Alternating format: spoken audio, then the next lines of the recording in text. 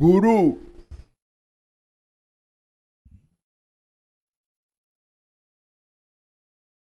कैसे मिलता है? वास्तविक गुरु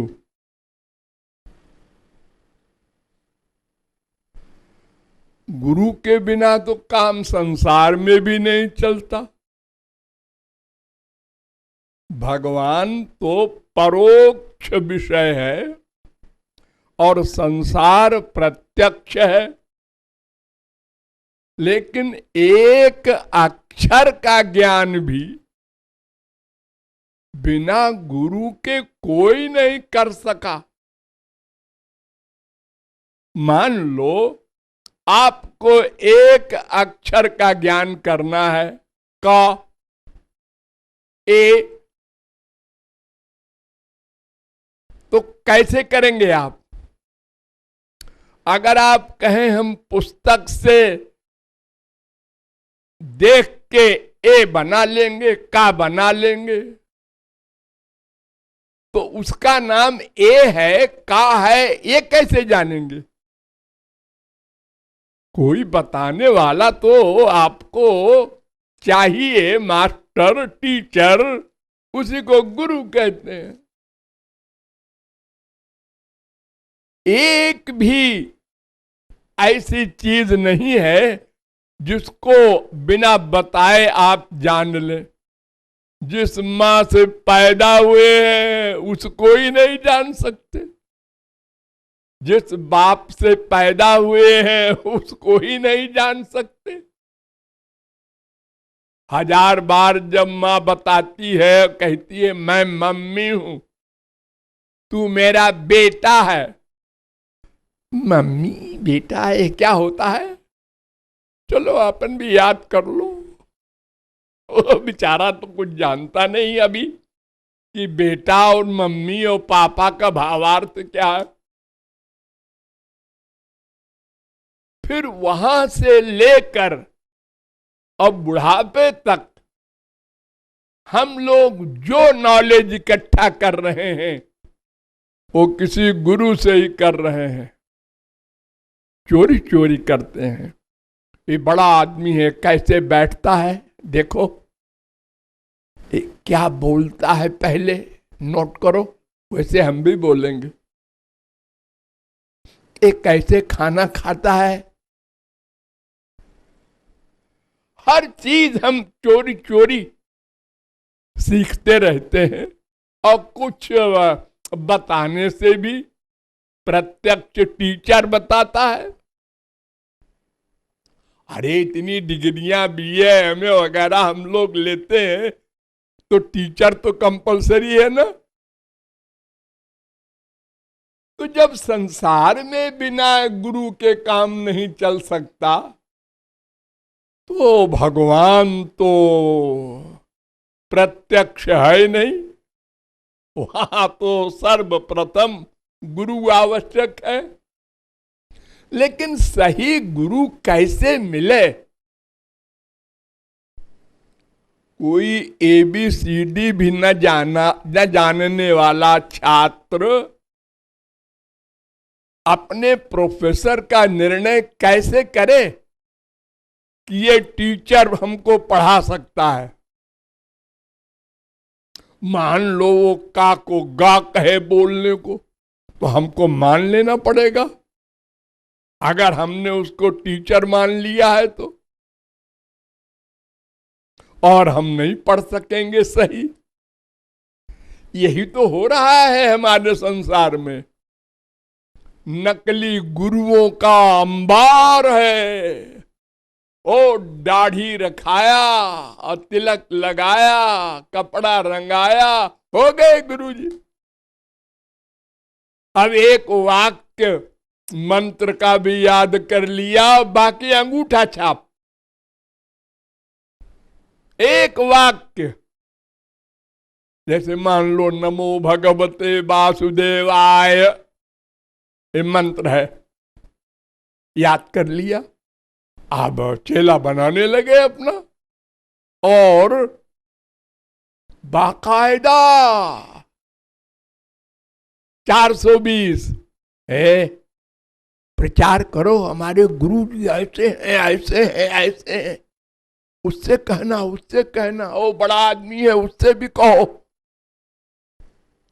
झूठ झूठ प्रचार करवा करके और चेला बनाना, ये हो रहा है हमारे देश में। बड़े बड़े आदमी, बुद्धिहीन अरबपति, विश्वास करके उसने एक को आशीर्वाद दे दिया, अरबपति हो गया। एक को आशीर्वाद दे दिया, उसके बेटा हो गया। मैंने आंखों देखा है। अच्छा, तो हम भी चलेंगे वहां। हो गया बंटा ढार। अरे माइक से मंत्र देते हैं, 10,000 आदमी बैठे हैं, हाँ आप लोग सुनिए, नमो भगवते वासुदेवाय, सब हो गए चेला। सब लोग हमारा फोटो अपने घर में रख के पूजा करना, फोटो यहां बिकता है, ले लेना। ये हो रहा है और आप बेवकूफ बन रहे। और अगर बाद में पता चल गया कि हमको तो बेवकूफ बनाया गया था, तो फिर वो गुरुजी ने कहा था कि एक बार गुरु बना लेने के बाद उसका त्याग नहीं हो सकता। हाँ, बड़ा भारी पाप है वो तो। पाप तो जो हो गया सो हो गया। जैसे संसारी स्त्री का किसी पुरुष से ब्याह हो गया सो हो गया।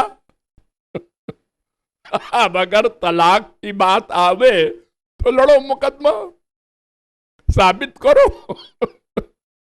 ऐसे नहीं होगा। तो वास्तविक गुरु कैसे मिले, इसके लिए 2 वाक्य आया है शास्त्रों वेदों में। एक तो भगवान की कृपा से मिलता है, बिनु हरि कृपा मिलहि नहीं संता। जब द्रवई दीन दयाल राघव, तो साधु संगति पाइए। जब कृपा करें भगवान, तब संत मिलेगा।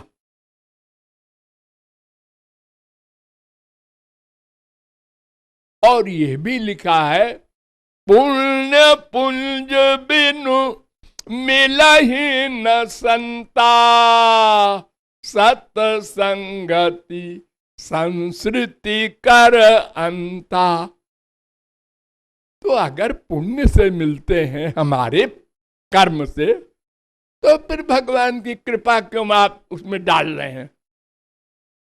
और अगर भगवान की कृपा से मिलते हैं तो फिर पुण्य उण्य हो ना हो, ये प्रश्न आ सकता है साधारण बुद्धि में।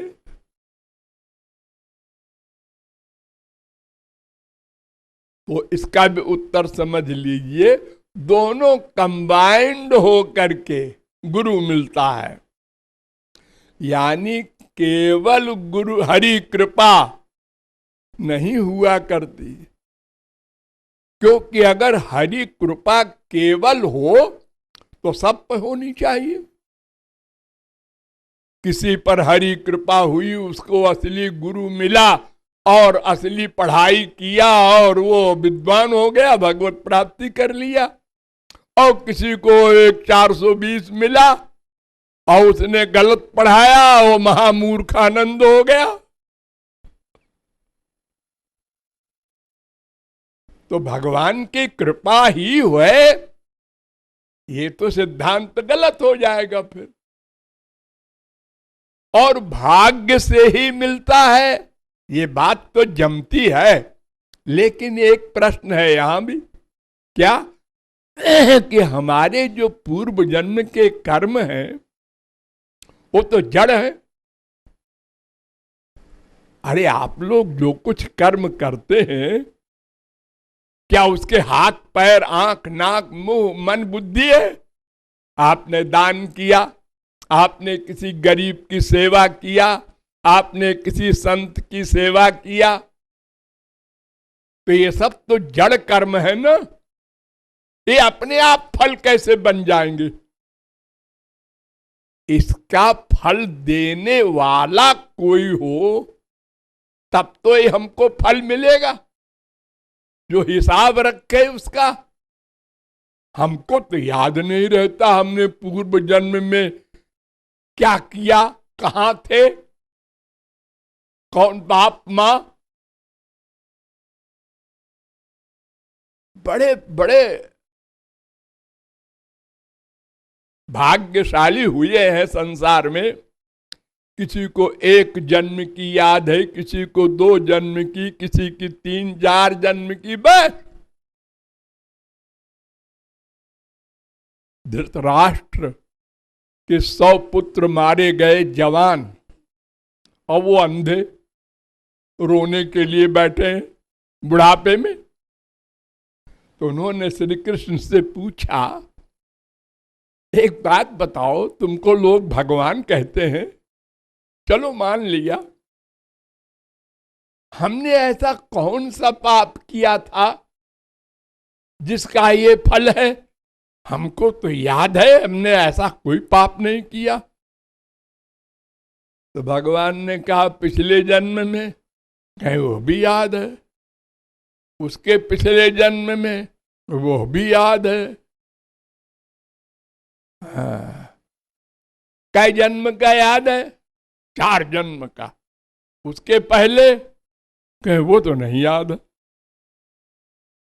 तो अनंत जन्म बीत चुके, उसमें से 4 जन्म का हिसाब तुमको मालूम है? तो क्या गणित लगाओगे तुम?